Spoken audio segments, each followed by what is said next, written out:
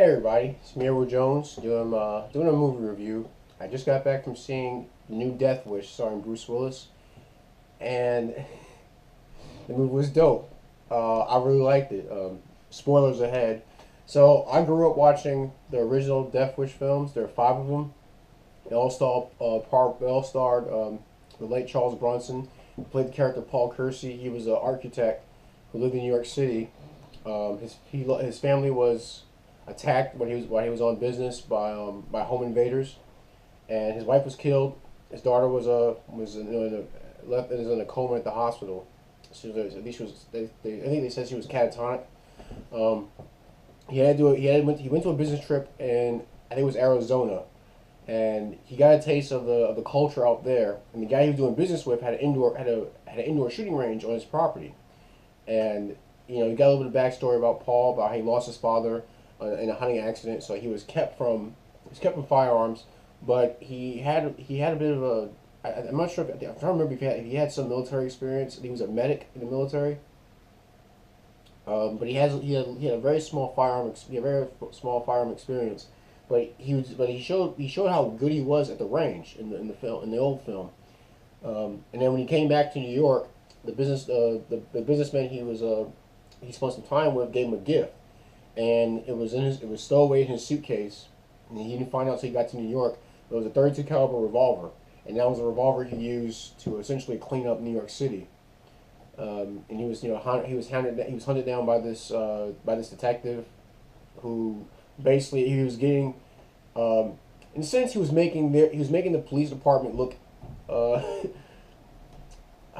look incompetent, basically, because his actions were actually having an effect on muggings and violent crime, and they wanted him to basically disappear because they didn't want people getting the idea that they could just go out and do this kind of thing that Paul was doing. And that doesn't get touched on in the new film.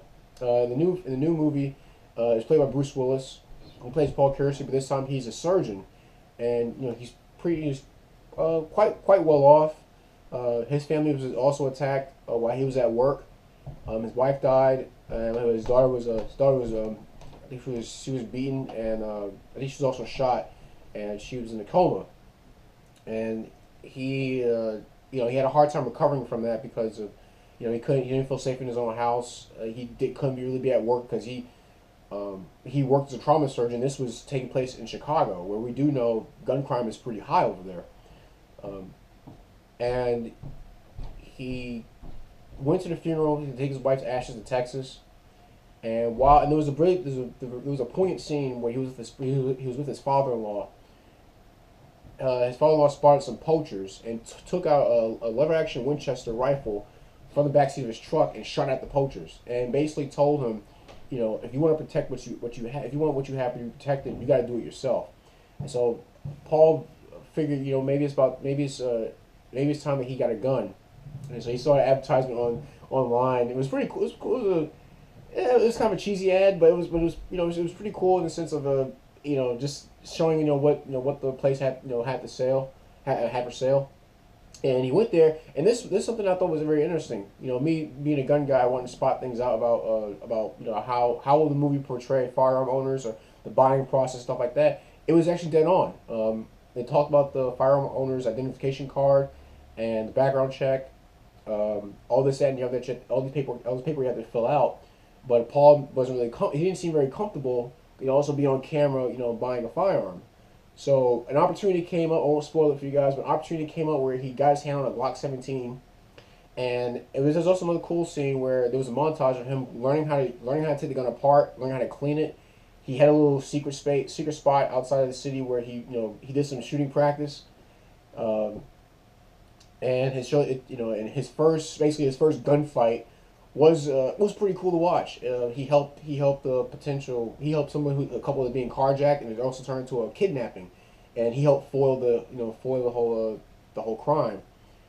And wound up getting recorded, put online, and everyone was made aware of this vigilante. I also won't spoil what he was called, but it was kind of fitting for how he dressed during his encounters. Dean Norris played the detective. I'm pretty sure you guys recognize him from Breaking Bad as Hank Schrader, And when I see him, he plays an authority figure in a lot of films. So when I saw him in this movie, all I could think of was Hank Schrader, the DEA agent, and it was just. He basically played a cop who was he understood he was he was overwhelmed by his job, but he still tried to do his job the best he could. Um, and it was cool seeing him act out his role. Vincent D'Onofrio, who played Paul Kersey's brother-in-law, he did a good job as someone who's been on the other side of the law and who's experienced some things, and he later finds out about what his brother's been up to. But I said that the movie had some pretty good scenes, a lot of action. If you're a Glock fanboy, you're not gonna like this, but his gun does jam. He has a stovepipe jam in midway through the film, and hey, 1911's jam, and I'm a 1911 guy, so it is what it is. But the film it did a good job of showing how he had to work himself up to being this famous and infamous figure that many people are talking about. He had to learn how to shoot. He had to learn how to because also he was a surgeon, and this is also from the original films because Paul Kersey in the original movies did get hurt, as well as Paul Kersey in this new film. He gets hurt. He gets shot as well. He hurts himself. He had to patch himself up, and which he has no problem doing because he is a surgeon. There was a certain injury he got on his hand that ties in with knowing how to use your firearm, and because it turns into evidence later as it follows through later through the film. But the movie overall, it had a good ending.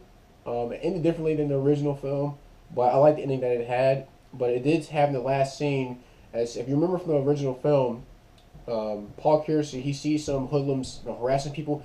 Funny enough, the original Death Wish ends in Chicago. So it's Paul Kersey, giving a smile and shooting fingers at these hoodlums. And Paul Kersey in the new film does the exact same thing, and he does it in an open street. But the movie's I liked it. Seeing the montage of him learn how to clean his gun, learn how to operate it. Him having to think very fast because there were many moments where he was caught off guard and had to react quickly to save his life. There was now the part of the film also talks about this whole good guy with a gun, because there are these discussions in the media about in the film, and and there's also in real life about a good guy with a gun. Well, he has probably gonna shoot an innocent person. Well, in the film, that point does come up, and Paul really he conducted himself very well with in regards to how to respond to a gun. He was in the middle of he was in a gunfight. It was in a crowded area, but he wasn't sloppy. I'll put it like that. I encourage you guys to see the film and check it out. It was cool. It was I said I give the movie I give it a good thumbs up. It was if you're a gun guy, if you're a self defense guy, if you just like Bruce Willis, you like action, that movie's great. And that's all I gotta say. It was a pretty cool. It was a pretty cool film. Tell me what you think. Did you already see Death Wish? Would you recommend other people see it? I know it's getting some. I think it's getting some mixed reviews. I think it got like a 15% on Rotten Tomatoes, if I'm not mistaken. But whatever. I was a fan of the original Death Wish film, so I was eager to see this, this remake, and I think they did a real good job. They combined a lot of the smart aleck ways of Paul Kersey in this new film. And also, Bruce Willis, he's good at delivering one-liners, so it was a great recipe. Everything turned out to be pretty good. Please share your thoughts. If you guys are fans of the old series, leave a comment. Talk about what you remember from the old Death Wish movies. And if you already seen it, would you recommend it? Would you not recommend it? Any gripes, complaints? Send me a PM. I see what I can do to address them. But that's my video. It's a review of the 2008 Death Wish film. I'm Edward Jones, and you guys take care.